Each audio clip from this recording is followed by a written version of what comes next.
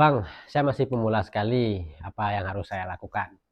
Nah, buat teman-teman yang masih pemula, yang hari ini baru memulai terjun ke YouTube, apa sih yang harus dilakukan? Yang pertama yang harus dilakukan memikirkan ide konten.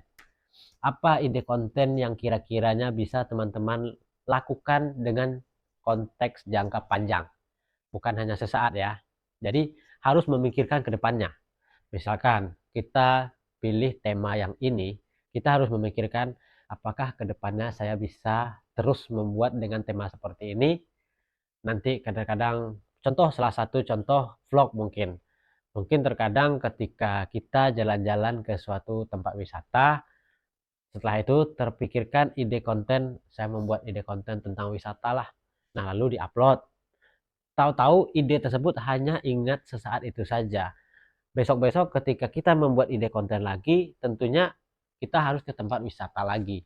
Nah, di sana terkadang kita terkendala masalah waktu, pekerjaan, dan juga biaya ke sana. Nah, itu namanya konten dadakan yang tidak kita pikirkan ke depannya.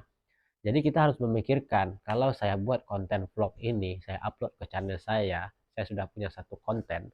Untuk konten yang kedua, saya ngevlognya di mana lagi ya, tempat wisata di mana lagi ya. Terus kapan saya akan ke sana?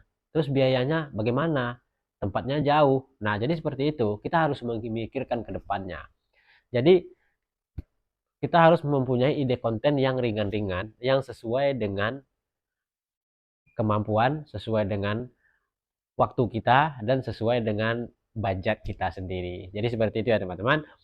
Nah, dan juga membuat konten itu kita harus menguasai materi. Ketika kita tidak menguasai materi, tentunya apa yang kita sampaikan kepada penonton juga tidak akan tersampaikan dengan bagus, dengan bahasa dan juga cara penjelasan kita. Jadi seperti itu ya teman-teman. Nah, dan juga sekarang untuk syarat monetisasi untuk bergabung di program partner YouTube buat teman-teman yang baru saja bergabung di YouTube. Sekarang untuk syarat monetisasi itu hanya 500 subscriber dan 3000 jam tayang. Mungkin dulu awalnya teman-teman pernah mendengar syarat untuk monetisasi itu 1000 subscriber ya dan 4000 jam tayang. Sekarang makin dipermudah, hanya 500 subscriber dan 3000 jam tayang, teman-teman sudah bisa mendaftar monetisasi dan bergabung di program partner YouTube. Intinya lebih kurang seperti kita itu tekan kontrak. Nah, ketika kita tekan kontrak di 500 subscriber dan 3000 jam tayang, apa yang kita dapat? Kita hanya mendapat fitur super chat, super thank, super sticker, tapi kita tidak mendapatkan pembayaran iklan ya. Iklan tetap sudah ada di video kita, karena channel-channel yang belum monetisasi pun sekarang sudah ada iklannya. Tapi pembayarannya hasil dari iklan yang tampil di video kita itu tadi tidak diberikan ke kita. Dan begitu juga di 500 subscriber kita mendaftar monetisasi, hasil dari iklan-iklan yang tampil di video kita juga tidak dibayarkan ke kita.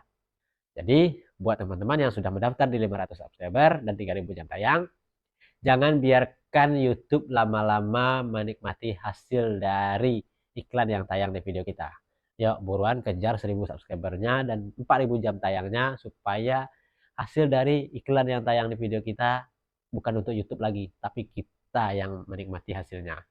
Nggak mau dong kita capek-capek edit video, buat video, tapi YouTube enak-enak saja menerima hasil dari iklan yang dititipkan di video kita. Jadi buru-buru ya. Jadi buruan, cepat monetisasi di 1000 subscribernya dan 4000 jam tayangnya. Nah, dan setelah itu kembali kepada ide konten itu tadi. Sekarang setelah teman-teman bisa memikirkan dan mendapat ide konten yang pas, teman-teman harus bisa konsisten untuk upload video satu hari kalau teman-teman sanggup. Kalau lebih sanggup lebih dari itu atau 2 video satu hari, ya 2 video satu hari. Semakin banyak teman-teman mengupload video, semakin cepat channel teman-teman itu berkembang. Karena semakin banyak video ada di platform YouTube, di channel kita, tentunya semakin besar juga rekomendasi akan kita dapat. Tapi kalau video kita cuma 5, ya tentunya video 5 itu saja yang akan mempromosikan channel kita kepada penonton lainnya. Tapi kalau ada video kita yang sudah kita posting di YouTube, secara logikanya, mungkin kita sudah punya video 100. Berarti kita sudah 100 kali mempromosikan video kita kepada penonton. Kalau video kita ada 200, berarti kita sudah 200 kali mempromosikan kepada penonton di YouTube, ini loh video kita, karena video kita sudah 200. Nah, jadi seperti itu.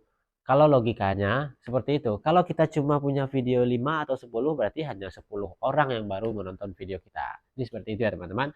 Ya, untung-untung dalam 10 video ada 2 video yang viral. Nah, itulah yang akan mendongkrak rekomendasi kita supaya video-video yang lain juga ikut trending. Tapi di samping itu kita juga harus konsisten upload video ya, karena itulah sumber utamanya rekomendasi. Semakin banyak video kita, semakin besar rekomendasi. Karena apa? Karena persaingan di YouTube ini sangat besar ya teman-teman. Jauh sebelum kita sudah banyak konten-konten di YouTube itu dengan tema-tema yang sama. Jadi apapun tema konten yang kita buat sekarang pasti sudah ada tema itu di YouTube. Nah, itulah yang harus kita saingi sekarang ini. Kita sudah terlambat terjun, orang sudah duluan mengupload video yang dengan tema yang kita buat sekarang ini. Tentunya kita harus menyaingi channel tersebut. Bagaimana supaya video kita itu bisa bersanding dengan video yang sudah trending itu tadi. Nah, bagaimana caranya? Ya, perbanyak video supaya video kita juga tersebar luas di dunia YouTube. Jadi seperti itu ya teman-teman. Pokoknya buat yang pemula sekarang itu harus punya target. Berapa bulan teman-teman harus bisa monetisasi. Ketika kita nge-YouTube sudah punya target, tentunya itu akan menjadi semangat kita. Jika kita bermalas-malasan, jika timbul rasa malas dalam pikiran kita, tentunya kita harus mengingat target itu tadi. Loh, kalau saya malas-malasan, tentunya target saya tidak akan tercapai. Jadi kembalikan pola pikir kita ke sana. Ketika kita mulai malas, ingat kita punya target. Jadi seperti itu teman-teman. Intinya jangan pernah patah semangat, tetap konsisten, dan sedikit memaksakan diri untuk mengupload video dan membuat video. Kalau tidak kita paksakan untuk membuat video, video kita tidak akan bertambah-tambah. Oke, semoga motivasi ini bermanfaat buat teman-teman semua. Sampai jumpa di video berikutnya.